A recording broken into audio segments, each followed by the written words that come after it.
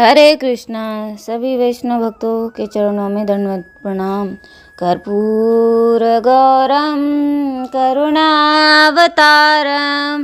संसार सारम भुजगेन्द्रहारम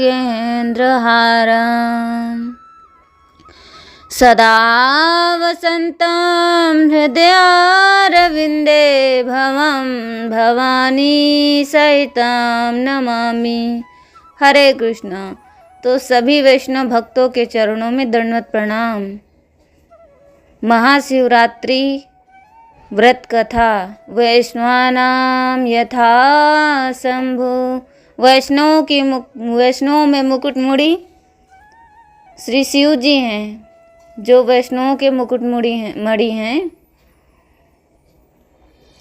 आज महाशिवरात्रि पर शिव जी की पूजा में बेलपत्र, धतूरा, भांग, समी आदि का जितना महत्व है उतना ही व्रत कथा का भी है।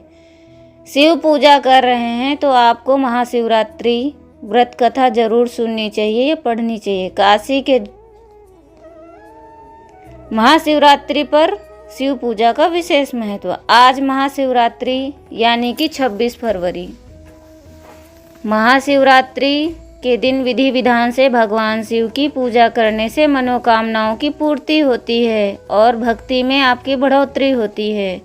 इस साल महाशिवरात्रि 26 फरवरी बुधवार को मनाई जा रही है, यानी कि आज महाशिवरात्रि पर शिव जी की पूजा में बेलपत्र, धतूरा, भांग, समी आदि का जितना महत्व है उतना ही व्रत कथा का भी। यदि आप कथा सुने तो ज़्यादा अच्छा है, क्योंकि श्रवण से हमारे हृदय में परिवर्तन होता है। जो चीज़ हम आँखों से नहीं दर्शन कर सकते वो कानों के माध्यम से, अगर कानों के माध्यम से दर्शन करेंगे तो हमारे हृदय में परिवर्तन होगा। तो चलते हैं अपनी कथा की ओर। महाशिवरात्रि व्रत कथा। महाशिवरात्रि की व्रत कथा एक शिकारी चित्रभानु के बारे में है, जिसने अनजाने में शिवरात्रि का व्रत और पूजन किया और उसे अंत में मोक्ष की प्राप्ति हुई। शिव पुराण की कथा के अनुसार एक गांव में चित्रभानु शिकारी रहता था। वह कर्ज के तले दबा हुआ था। कर्ज से उसकी मुक्ति नहीं हो पा रही थी। एक दिन साहूकार आया और उसे पकड़कर एक शिव मठ में कैद कर दिया। उस दिन शिवरात्रि थी। वहां पर चित्रभानु को शिवरात्रि की कथा सुनने को मिली। जब शाम हुई तो चित्रभानु ने उस साहूकार से कहा कि अगर वह उसे छोड़ देता है तो अगले दिन उसका कर्ज चुका देगा। उसकी बात पर विश्वास करके साहूकार ने चित्रभानु को छोड़ दिया। शिकारी चित्रभानु पर कर्ज चुकाने का दबाव था, इसीलिए वह सीधे जंगल की ओर भागा ताकि कोई शिकार मिल जाए। वह जंगल में एक तालाब के पास पहुंचा, जहां पर बेलपत्र का पेड़ था। उस पेड़ के नीचे एक शिवलिंग भी था, जो बेलपत्र से ढक गया था। हालांकि यह बात चित्रभानु को पता नहीं थी। वह बेलपत्र के पेड़ पर चढ़ गया और वहां ठिकाना बना लिया। वहां बैठकर शिकारी की तलाश करने लगा। उसे भूख और प्यास लगी।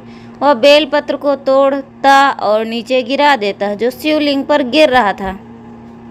इससे अनजाने में उससे शिव की पूजा हो गई।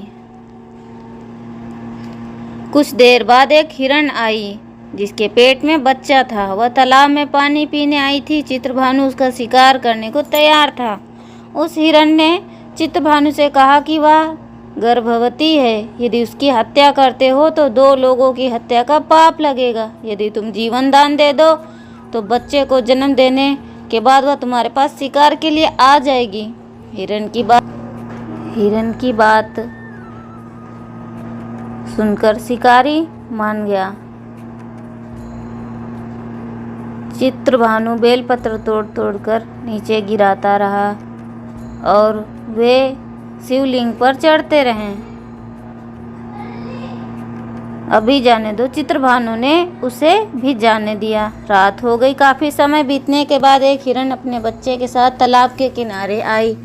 चित्रभानु फिर शिकार करने के लिए तैयार हो गया। चित्रभानु ने हिरण को देखा तो कहा कि उनका शिकार ना करें।